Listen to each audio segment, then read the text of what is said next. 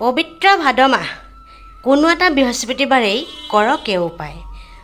নমস্কাৰ, জীৱন ৰেখা চেনেললৈ স্বাগতম জনাইছোঁ। ভগৱান শ্ৰীকৃষ্ণৰ মাহ এই ভাদ মাহতে কোনো এটা বৃহস্পতিবাৰে কৰক এই উপায়। বন্ধু বান্ধৱীসকল, বৃহস্পতিবাৰ দেৱগুৰু বৃহস্পতিৰ দিন বুলিয়ে মনা যায়। দেৱগুৰু বৃহস্পতিক সন্তুষ্ট কৰিবলৈ নানান উপায় কৰে বহুতে। তথাপিও কেতিয়াবা দেখা যায় গুৰু দুখ খণ্ডন নহয়। কিন্তু আজি মই হালধিৰ প্ৰয়োগৰ বিষয়ে উল্লেখ কৰিম। হালধিৰ নানান প্ৰয়োগ বা উপায় আছে। হালধিৰ সম্বন্ধ দেৱগুৰু বৃহস্পতিৰ লগতেই আছে। বহুতো উপায়ৰ ভিতৰত এনে বিশেষ উপায় আছে যিবোৰ কৰিলে গুৰু দুখ খণ্ডন হোৱাৰ লগতে আপোনাৰ মনৰ আশা পূৰণ হয়, মান সন্মান প্ৰাপ্তি হয়, সুসন্তানো প্ৰাপ্তি হয়। এটা কাম সদায় কৰিব লাগে, যিটো হৈছে পুৱা উঠি মুখ্য দুৱাৰৰ বাহিৰত পানী ছটিয়াব লাগে, তাৰ পিছতহে ঝাৰু দিব লাগে। এই কাম সদায় কৰিলে ঘৰৰ ভিতৰলৈ নকাৰাত্মক শক্তি প্ৰৱেশ কৰিব নোৱাৰে। সদায় সুখ শান্তিৰে ঘৰখনত ভৰি থাকে। ঘৰ দুৱাৰ চাফা কৰাৰ পাছত অলপ পানী অকণমান হালধি মিহলাই গোটেই ঘৰতে যদি ছটিয়ায় তেতিয়া খুব ভাল। গা ধুই সদায় সূৰ্যক নমস্কাৰ কৰিব লাগে, জল অৰ্পণ কৰিব লাগে। দিনটোত দুৰ্ভাগ্যসমূহ কমি যায়। যদি কিবা বিঘিনি হৈ আছিল কাট খাই যায়, হ'লেও সেইটো সামান্য হ'ব। সেয়েহে দৈনিক এইকেইটা কাম কৰিব লাগে। আপোনাৰ মান সন্মানো বাঢ়িব। আকৌ হৈছে বাহিৰৰ ফালে মুখ্য দুৱাৰত হালধিৰে স্বাস্তিক বনালে ঘৰলৈ দুখ দুৰ্গতি কেতিয়াও নাহে। প্ৰত্যেক গুৰুবাৰে কৰিব লাগে। আগতে বনোৱাটোৰ ওপৰতে আকৌ বনাব পাৰে। মাত্ৰ বনোৱাৰ আগতে মচি ল'ব লাগে। যি যায় যাব, নগ'লেও তাৰ ওপৰতে বনাব লাগে। যদি স্বাস্তিক চিহ্নটো বনাব নোখোজে তেন্তে চিহ্নটোও বনাব পাৰে। মন গ'লে দুয়োটাই বনাব পাৰে। দুয়োটাই ভাল, খুব ভাল। কিবা পাপ কৰিলে, কিবা ভুল কৰিলে, সূৰ্যদেৱক জল অৰ্পণ কৰিলে পানীত অকণমান হালধি মিহলাই ল'ব লাগে আৰু নিজৰ ভুলৰ কথা কৈ ক্ষমা খুজিব লাগে। তাৰপৰা সূৰ্যক পানী অৰ্পণ কৰিব লাগে। সোনকালে বা বিবাহৰ কাৰণে মন গ'লে বা আপোনাৰ বিবাহ হোৱা নাই, বিবাহ কৰিবৰ ইচ্ছা হ'লে গা ধোৱা পানীত অলপ হালধি মিহলাই গা ধুব লাগে। নিয়মিত ধুলে বিবাহৰ স্থান শক্তিশালী হয়। আপোনাৰ জন্মকুণ্ডলী বিবাহৰ স্থান অলপ শক্তিশালী হয়। টকা পইচাৰ নাটনিত হকটো সকলোৱে থাকে। ধন সম্পত্তিনো কাক নালাগে। হাতলৈ আহিও সেই ধন চকু পলকতেই নাইকিয়া হৈ যায়। হয়, নিজৰ ভুলৰ কাৰণে হওক বা গ্ৰহ দুখৰ কাৰণে হাতৰ ধন নাইকিয়া হয়, অপব্যয় হয়। হাতৰ ধন কেতিয়াবা অপব্যয় হয়, কেতিয়াবা পাবলগীয়া ধনো হাতলৈ নাহে। তেতিয়া আপুনি কি কৰিব? একেবাৰে সহজ উপায়, কিন্তু শক্তিশালী। আপোনাৰ হয়তো বিশ্বাসেই নহ'ব, কিন্তু কৰিব লাগিব। কি কৰিব? ঘৰৰ মুখ্য দুৱাৰৰ ভিতৰৰ ফালে এটা পাত্ৰত পানী ৰাখিব লাগে। এইটো সদায়ে কৰিব বা ৰাখিব লাগে আৰু সদায় সোঁফালে ৰাখিব লাগে। এইটো আপোনাৰ ঘৰৰ সুৰক্ষা কৱচৰ কাম কৰে।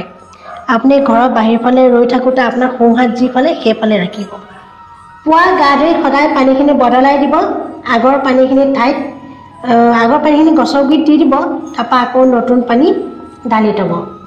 মনত ৰাখিব, ঘৰৰ বাহিৰলৈ ওলাওঁতে আপোনাৰ সোঁহাত যিফালে থাকে সেইফালে ৰাখিব, বাওঁফালে নহয়।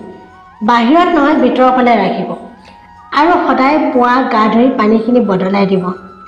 পাত্ৰটো ধুই ল'ব। পাত্ৰটো অকণমান আখালি ল'ব, ভাল আখালি, নহ'লে পানী গেট লাগি লেতেৰা হৈ যাব নহয়। শুনিবলৈ বা কৰিবলৈ সহজ, কিন্তু শক্তিশালী।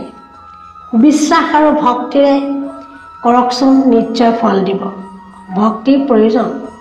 যদি পাৰে উক্ত পানীত ফুলৰ পাহি দি থ'ব পাৰে। ধুনীয়া গোন্ধও ওলাই থাকিব। ঘৰখনত শুভ শক্তিও বিৰাজমান হৈ থাকিব। দুৰ্ভাগ্যবোৰ কমি যায়। এটা কাম মানে উপায় কৰিব পাৰে। হালধিৰ উপায়। এই উপায় কৰিলে কেতিয়াও ঘৰলৈ দৰিদ্ৰতা নাহে। আপুনি কি কৰিব? আপুনি পূজা কৰা স্থানত আপুনি সদায় লক্ষী নাৰায়ণক নিশ্চয় পূজা কৰে আৰু ধূপ চাকিও দিয়ে।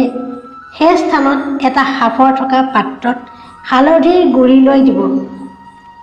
হালধিৰ গুড়ি থৈ দিব। তাত উক্ত হালধি সদায় শ্ৰী হৰি বিষ্ণু গা ধুই হালধিৰ তিলক লগাব আৰু হাতত লাগি থকাখন নিজে আৰু বাকী সদস্যকো দিব। এনেকৈ সদায় কৰিলে আপুনি আপোনাৰ পৰিয়ালৰ জীৱনলৈ আৰোগ্যৱান, ধনৱান, ভাগ্যৱান আৰু সন্তান প্ৰাপ্তিও হয়। তুলসীৰ পাত হালধি লগাই যদি শ্ৰীহৰি চৰণত অৰ্পণ কৰে তেতিয়া বিবাহৰ বাধা আঁতৰে। গতিকে বিবাহৰ বাধা থাকিলে আপোনালোকে তুলসী পাত এখিলা অকণমান হালধি লগাই শ্ৰীহৰিৰ চৰণত অৰ্পণ কৰিব। পিছত এই হালধি লগোৱা তুলসীৰ পাত মাটিৰ তলত থ'ব, পুতি থ'ব বা এনেও গছৰ গুৰিত থৈ দিলেও হয়। আনে যাতে নোচোৱাই সেইকাৰণে পুতিবলৈ কৈছোঁ। এই লাভ আপুনি নিশ্চয় পাব। আৰু বৃহস্পতিবাৰৰ দিনা আনক টকা পইচা কেতিয়াও ধাৰলৈ দিব নাপায়। ধাৰে দিয়া বা লোৱা গুৰুবাৰে কৰিবই নাপায়। কিন্তু বেচা কিনাৰ বিষয়ে মই কোৱাই নাই। কিবা বেচিব বা কিবা কিনিব সেইটো নিজৰ বিজনেছৰ ক্ষেত্ৰত এইটো কৰিবই লাগিব। এনেই ধাৰে দিয়াটো কোনোবাই ধাৰে বিচাৰিলে ধাৰে দিব, বৃহস্পতিবাৰে দিব নালাগে। বৃহস্পতিবাৰে ধাৰে দিব নালাগে, অতিকৈ বেয়া। সন্ধিয়া চাকি দিলে চাকিটোত 2টা লং দিব লাগে। তাৰ পৰাও আহে ধুনীয়া সুগন্ধি, অশুভ শক্তি আঁতৰাই দিয়ে। এডাল ৰঙা সূতাৰ হালধীয়া সূতাত বা হালধীয়া সূতাত ৰঙা হ'লেও হ'ব, হালধীয়া হ'লেও হ'ব, এটুকুৰা হালধি বান্ধি পিন্ধিব লাগে। গুৰু বৃহস্পতি শক্তিশালী হয়। যদি আপোনাৰ বৃহস্পতি দুৰ্বল হৈ থাকে তেতিয়াহ'লে অকণমান হালধি টুকুৰা এটা হালধীয়া কাপোৰত বান্ধি যদি ৰঙা সূতাৰে বা হালধীয়া সূতাৰে বান্ধি পিন্ধি থাকিবচোন হাতত বা ডিঙিত। বৃহস্পতি গুৰু শক্তিশালী হয়। পিন্ধাৰ আগতে ভগৱান শ্ৰীহৰি বিষ্ণুৰ চৰণত অৰ্পণ কৰি ল'ব, তাৰ পাছতহে পিন্ধিব। যদি পিন্ধিবলৈ বেয়া পায় তেন্তে ঘৰত ধনৰ স্থানত বা ব্যৱসায়িক স্থানত বান্ধি থ'ব পাৰে। তেতিয়াও ধনৰ কাৰণে চিন্তা দূৰ হয়, ধনৰ নাটনি নহয়। বহু দিনৰ পৰা ভাবি থকা বা কৰি থকা আশা পূৰণ নহ'লে কি কৰিব? এখন উকা কাগজত অকণমান হালধি মেৰিয়াই বান্ধি শ্ৰীহৰি বিষ্ণুৰ ফটোৰ পিছফালে বা শ্ৰীহৰি বিষ্ণুৰ মূৰ্তিৰ পিছফালে লুকুৱাই ৰাখি থ'ব। কোনোবা এটা বৃহস্পতিবাৰে কৰিব এই কাম। যিকোনো এটা বৃহস্পতি, এতিয়া যে ভাদ মাহৰ বৃহস্পতি ভাল, আপোনাৰ আশা পূৰণ হোৱাৰ পিছত উক্ত হালধি টুকুৰা কোনো ফুলৰ গুৰিত পুতি থ'ব, যিকোনো গছৰ গুৰিত পুতি থ'ব।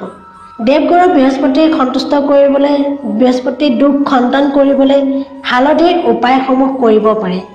যদি গুৰু বৃহস্পতিৰ ফটো বা মূৰ্তি আছে ঘৰত তেন্তে হালধিৰ গুৰি অৰ্পণ কৰিলেও গুৰুৰ দুখ খণ্ডন হয়।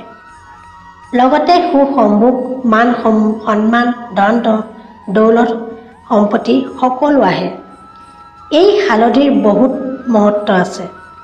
এনে উপায় কৰি চাওকচোন, জীৱনলৈ আপোনাৰ বহুত পৰিৱৰ্তন আহিব। বন্ধু বান্ধৱীসকল, আশা কৰোঁ ভিডিঅ'টোৱে কিছু উপকৃত কৰিছে। ভিডিঅ'টো ভাল পালে লাইক, শ্বেয়াৰ, কমেণ্ট কৰিব। যদি নতুনকৈ আহিছে তেনেহ'লে ছাবস্ক্ৰাইব কৰিব আৰু ওচৰতে থকা সেই বেল আইকনটো প্ৰেছ কৰি থ'ব। তেনেহ'লে আজিলৈ আহিছোঁ, পুনৰ আহিম। নমস্কাৰ।